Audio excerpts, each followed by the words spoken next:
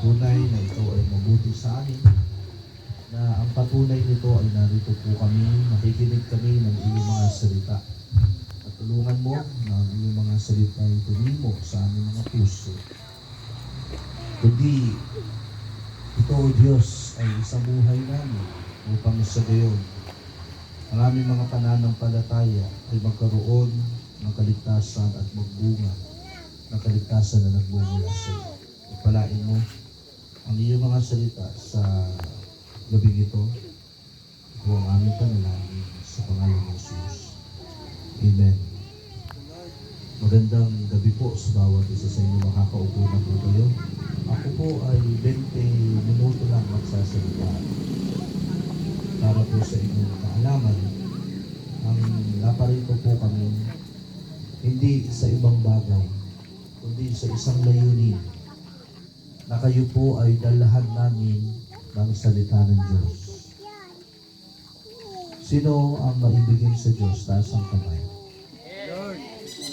Lahat tayo umiibig sa Diyos. Huwag kayong mahiya. Kasi sa masama nga hindi sila nahihiya, higit sa lahat sa gawang mabuti.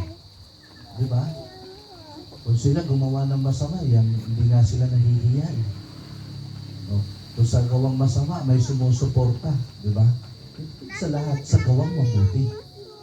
Totoo ba yun? Tayo ba taga-suporta ng gawang mabuti? No?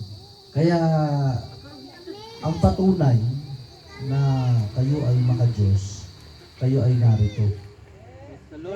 Kayo ay narito. Sapagkat ang hirap mag-imbita pagdating sa Diyos.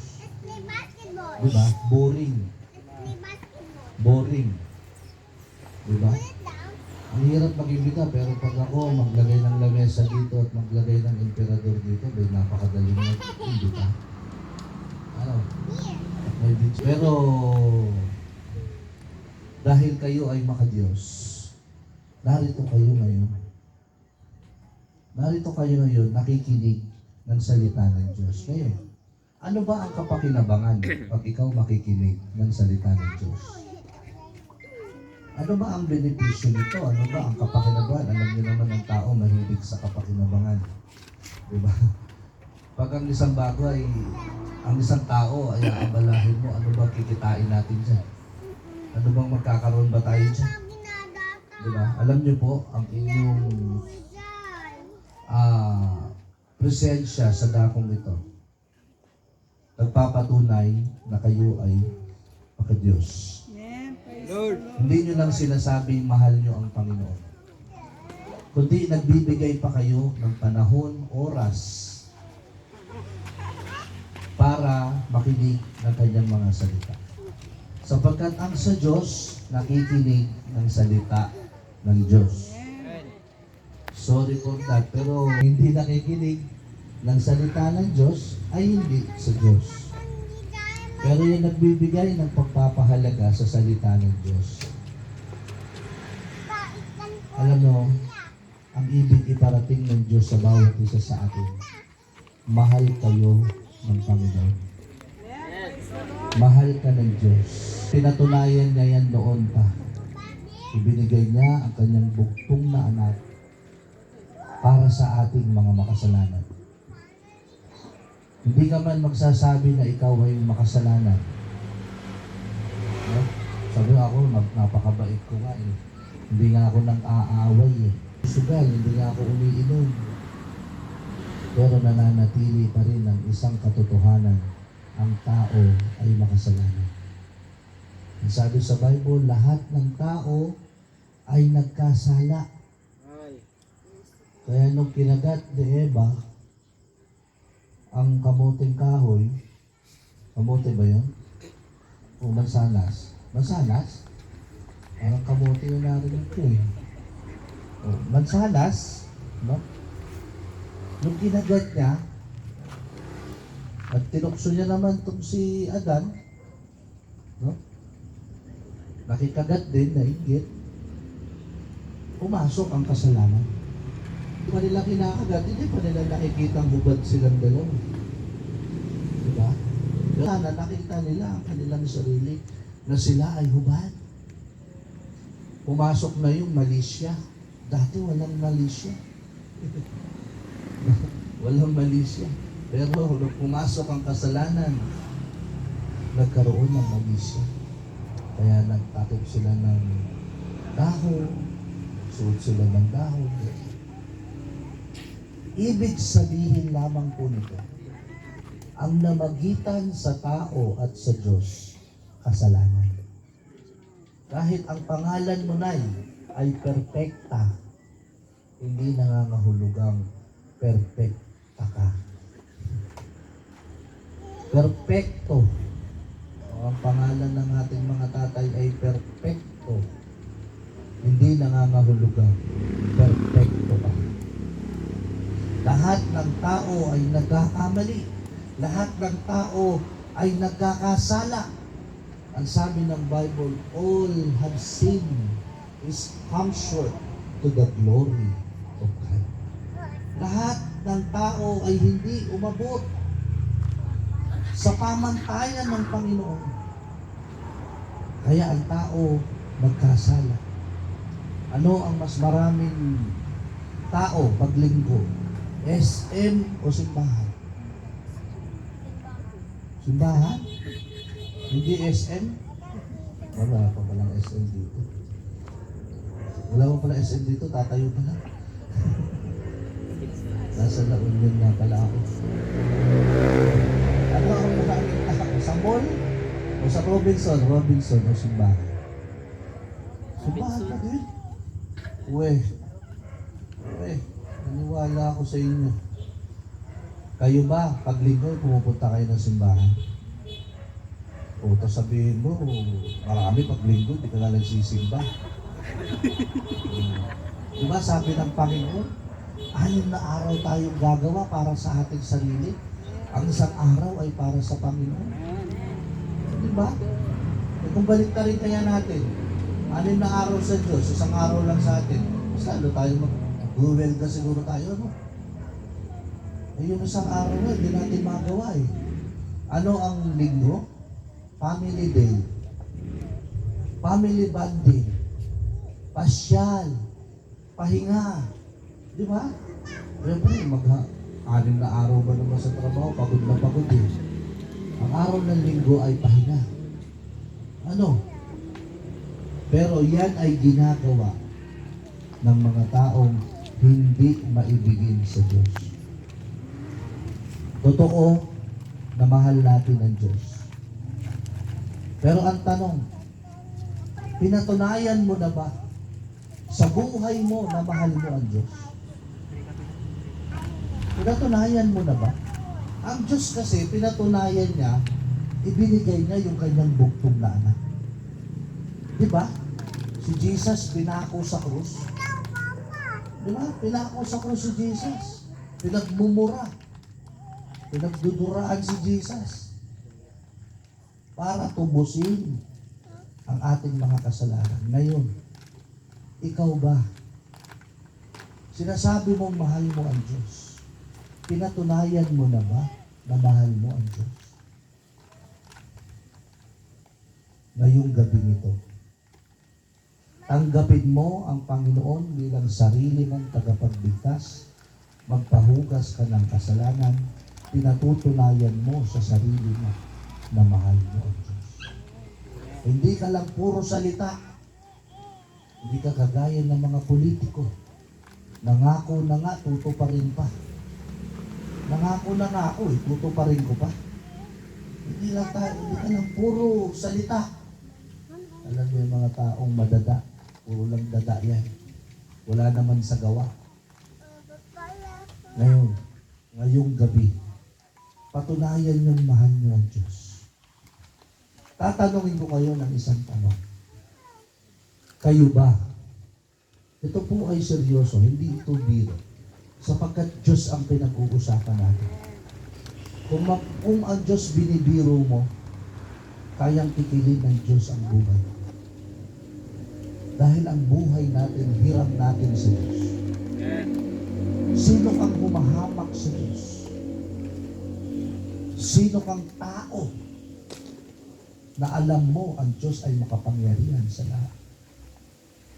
Kung may sakit ka, na hindi ka mapagaling ng doktor, anong sabi ng doktor? Ipasa Diyos ka lang natin.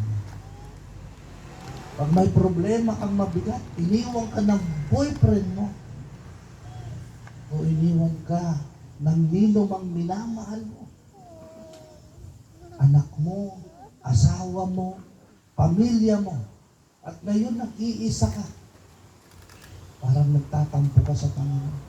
Totoo bang may Diyos? At tanong mo sa sarili mo, totoo bang may Diyos? Kanino ka lalapit? Sa Diyos. Di ba?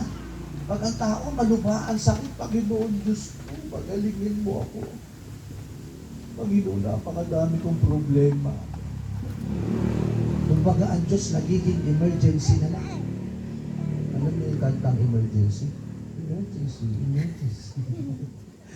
Nagiging emergency na lang ang Diyos sa buhay natin. Ngayon, gabing ito, yamang naririnig, kami ay pastor na hindi bayaran. Kami po ang mga pastor na nagsasabi ng totoo sa inyo. Hindi kami nagsisinungaling. Sapagkat ang magsinungaling ay hindi karapat-dapat tawagin maging pastor. Ang pastor ng tupa, inaalagaan ang kanyang mga tupa. Ang sabi ng banal na kasulatan, pagtanggapin mo ang Panginoon bilang sarili mong tagapagligtas at magpahugas ka ng kasalanan, ikaw ay makakatanggap ng buhay na walang hanggan. Alam niyo, minsan ambisyoso ang tao. Saan mo gustong mapunta?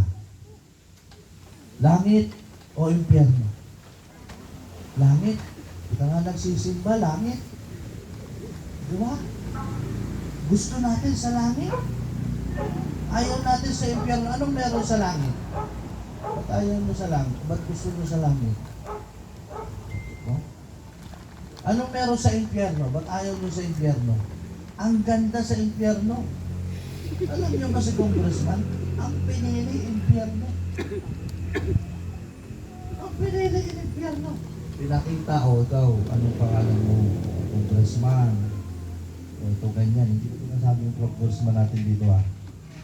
Mabait yung ating congressman dito. Namatay yung congressman. Pwede ko lang kayo ng konti para maliwanagan kayo.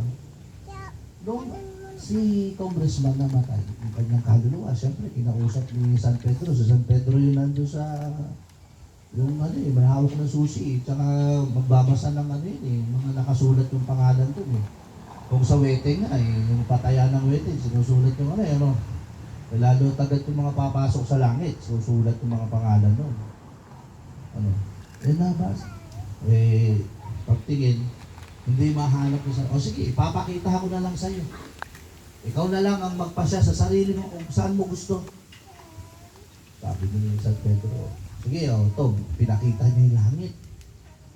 Sabi, nakita ni Congressman, puro mga nakaluhod, mga nagpe-pray, puro mga sumasamba. Sabi, pambira naman, ang boring naman dito. Ito na, gagawin mo rito. Ano ba yan? Tapos pinakita naman ni San Pedro yung impyerno. Ang daming sugal doon, ang daming babae, daming magaganda. Ay, pambihira. Ito ang gusto ko. Ito ang gusto ko. Di ba? Kaya siya, punta sa impyerno.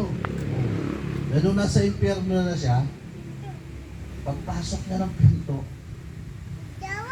puro apoy na. Ang bihira sabi niya, kanina pagkakita ko dito, nandito yung casino, nandito. Ang dami dito kanina. Ngayon puro impyerno na, naghihirap na. Ang sabi ng bantay pinto, kanina ho, commercial po yung nakikita niyo. Ito po talaga ang totoo.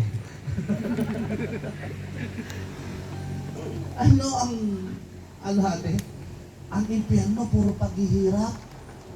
Ayaw ng tao maghirap. Lahat nga ng tao nagsusumikhay dahil ayaw ng tao maghirap. Halos iwan ang pamilya. Mabuhay lamang ang mga pamilya. Diba? Dahil ayaw ng tao sa hirap. Kahit isang kayod, o dalawang kayod, isang tuka. Diba? Pero alam niyo po, ngayong gabi, ang tatanggapin ninyo, buhay na walang hanggan. Pastor, napakasinungaling mo. Sabi ng mga matatanda sa amin, sa panahon pa ng paghuhukom mo malalaman kung ikaw ay palangit o paimpyerno. Kailan pa lang natin malalaman daw pag panahon ng paghuhukom? Panahon na nga ng paghuhukom yun. Paano nga pag nasa impyerno, napapa-impyerno ka na, no choice ka na. Yun ay panahon ng paghuhukom. Ito yung panahon ng pagpapasya mo sa Diyos. Kaya ano sabi ng Bible sa tuwing nakakarinig ka ng salita ng Diyos? Sa aklat ng unang Korinto 6 ang talatay 2. Ngayon, ang panahong ukol. Ngayon, ang panahon ng kaligtasan. Now is the day of salvation. Ngayon, anumang oras, anumang panahon, nakakarinig ka ng salita ng Diyos. Ito ang panahon para pagpasyahan mo ang iyong kaluluwa kung saan mapupunta. Tatandaan niyo po, tayo bilang tao, manlalakbay lamang tayo rito sa lupa.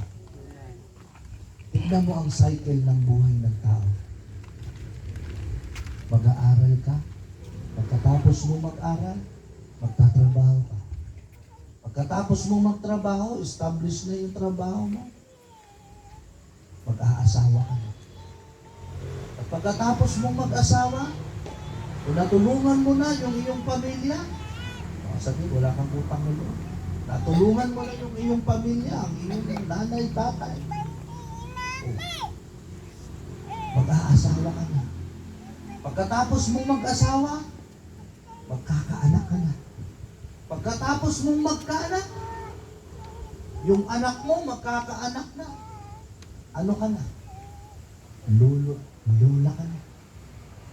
Kahit hindi mo anak, ang cute-cute talaga ng apo ko, manang-mana sa akin. Ano na tawag sa'yo? Lolo at lola. Pag nakikita mong maganda na ang tinatakbo ng buhay, ano masasabi mo sa sarili mo? Handa na ako mamatay.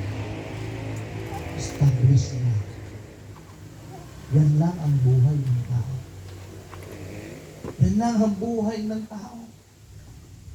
Pero pag may Diyos ka sa puso at buhay, sa buhay mo may Diyos ka, magiging makabuluhan ang buhay mo sa Diyos. Ang tao mapapa-impyerno pag hindi po nagsisi ng kasalanan. Ang sabi natin kanina, tayo ay makasalanan. Ang Diyos hindi gumagamit ng madumi. Ang kasalanan ang nagpadumi sa atin. Kahit tayo, yung pinggan na pinagkakainan natin, pag madumi, anong ginagawa natin? Hinuhugasan. Para maging malinis, bago natin gamitin. Ganun din ang Diyos. Ang tingin ng Diyos sa atin marumi dahil sa ating mga kasalanan. Sinong taong hindi nagkasala? Mayroon bang malakas loob na magsasabi dito ngayong gabi sa barangay na ito na siya'y walang kasalanan? Wala. Pusipin mo. Wala kahit isa. Dahil alam mo sa sarili mo na ikaw ay nagkasala. Eh manood ka lang ng TikTok. Di ba manood ka lang sa cellphone, magkakasala ka na. Di ba? Lalo na yung mga kabataan. Oh, anong hinahanap ng kabataan ngayon? Puro TikTok. Diba? Puro Facebook. Oh. Para ano? Social media. Anong gagawin mo para mapansin ka? Oh. Kung ano-ano yung pinagagawa mo para mapansin ka sa social media. Ito pa si Ramos. Bakit yun? Kaya ngayong gabi, ang ibig at nais ng Diyos sa atin, yamang ang salita po ng Diyos naririnig natin. Sampalatayanan natin ang Panginoon. Ang sabi ng Bible, ang sumasampalataya, mabautismuhan, maliligtas. Matitiyak mo sa iyong sarili, ang iyong kaluluwa, mapupunta sa langit. Pag tanggapin mo ang Panginoon bilang sarili mong tagapagligtas. Yan ang ibig ng Panginoon. Hindi pumunta ang Panginoon, bumaba si Kristo sa lupa para sa mga mababait. Hindi, para sa mga makasalanan. Dahil mahal ng Diyos ang tao. Ngayong gabi, tatanungin ko kayo. Sabi ko kanina, ang Diyos pinatunayan niya na mahal niya tayo. Ngayon, yung inyong pagpapasya ngayon, patunayan niyo na mahal niyo ang Diyos sa inyong buhay. Ikaw lang po ang makapagpapasya niyan. Hindi yung kaibigan mo. Hindi. Tayo, kanya-kanya tayo nga harap sa langit. Hindi ka kayang isalba ng kaibigan mo o ng anak mo o ng nanay mo. Individual po tayong aakyat sa langit. Kung gusto mong mapalangit, tanggapin mo ang Panginoon bilang sarili mong tagapagligtas. Kung ayaw mo sa langit, huwag mong tanggapin ang Panginoon bilang sarili mong tagapagligtas. Kaya dito, pagpapasya. Hindi ko kayo kinokonsensya. Pagpapasya. Sapagkat yung mata ng pananampalataya nasa inyo niya. Ang bawat isa sa inyo ay mayroong pananampalataya sa Diyos. Hindi nyo pwedeng sabihin na hindi kayo naniniwala sa Diyos. Lahat kayo'y naniniwala sa Diyos. Ngayon, patunayan nyo, mahal nyo ang Panginoon. Iniimbitahan ko po kayo na pumunta dito sa aking harap. Para kayo po ay aming ipag-pray. Hindi po kami pumunta dito para sa relihiyon. Hindi kami pumunta dito para sa relihiyon. Wala akong sinasabing relihiyon dito. Kung tatanggapin mo ang Panginoon bilang sarili mong tagapagligtas, maaari po kayong dumako sa harap na ito para kayo ay aming ipanalangin sa Panginoon. Ipanalangin natin ang inyong pagpapasya. Kung ayaw mo tanggapin ang Panginoon, diyan ka lang sa upuan mo. Huwag kang aalis. Ang Diyos nag-aanyaya sa bawat isa sa atin na inaanyayahan tayo ng Panginoon. Come to me, all of you. We will come and I will give you rest. Tayo ang magpapasya sa ating sarili. Huwag yung kaibigan natin, hindi lang dahil sa hiyak. Sabi ko nga, hindi kami pumunta dito para sa relihiyon. Para akayin po namin kay sarili. Hindi po. Pumunta kami dito para bahaginan kayo ng salita ng Diyos. At tanggapin nyo ang Panginoon bilang sarili nyong tagapagligtas. Ang Diyos natutuwa sa mga taong nakikinig ng kanyang mga salita. Hindi lamang kayo basta nakinig, kundi sumunod pa kayo sa pamantayan na ibig ng Diyos sa inyo. Natanggapin nyo ang Panginoon bilang sarili nyong tagapagligtas. Ngayon, itaas nyo po ang inyong kanang kamay. Bilang pagtanggap sa Panginoon, akin po kayong ipagpatuloy. Ama namin Diyos, nakikita mo po ang aming mga kaibigan na ito. Sila po ay tumatanggap sa iyo. Tinatanggap ka nila bilang sariling tagapagligtas. Sabi mo sa iyong mga salita, isang kaluluwa na tatanggap sa iyo, nagkakaroon ng kasiyahan sa langit. Ngunit sa daong ito, napakarami po ng aming mga kaibigan. Hawakan mo po ang kanilang mga pagpapasya. Natanggapin ang Panginoon bilang sarili nilang tagapagligtas. Ikaw ang Diyos ang gumawang makapangyarihan sa kanilang mga buhay. At tulungan mo, Panginoon, na ang kanilang pagpapasya, ang unang pagpapasya na tanggapin ka, ay kanila pong nagawa. At ngayon, upang gamitin mo ang aming mga kaibigan ito, sila rin ay magpasya, magpahugas ng kanilang mga kasalanan. Upang sa gayon maging karapat dapat po kami sa iyong harapan. Ikaw ang Diyos namin. Ikaw ang Diyos na makapangyarihan sa lahat. Wala po kaming magagawa kung wala ka sa buhay namin. Ngunit salamat po ang aming mga kaibigan sa dakong ito ay maibigin sa iyo. Tulungan mo po ang kanilang mga damdamin. Abutin mo sila ng inyong mapagpalang kami. Ang bawat puso na narito, Diyos. Ikaw ang mag-ingat sa kanilang pagpapasyo. Na magkaroon ng kadahilanan upang sila ay hindi mo iligtas. Diyos, kundi ingatan mo ang kanilang pagpapasya, ang kanilang mga isip. Natanggapin ka ng lubusan, kalakip ang paghuhugas ng kasalanan. Salamat po sa pangalan mo, Jesus. Amen. Ngayon po, ang unang hakbang ng kaligtasan ay atin na pong bintang. Ang ibig po ng Diyos sa atin, tanggapin natin ang Panginoon. Pakakaupo natin. Ang ibig po ng Panginoon,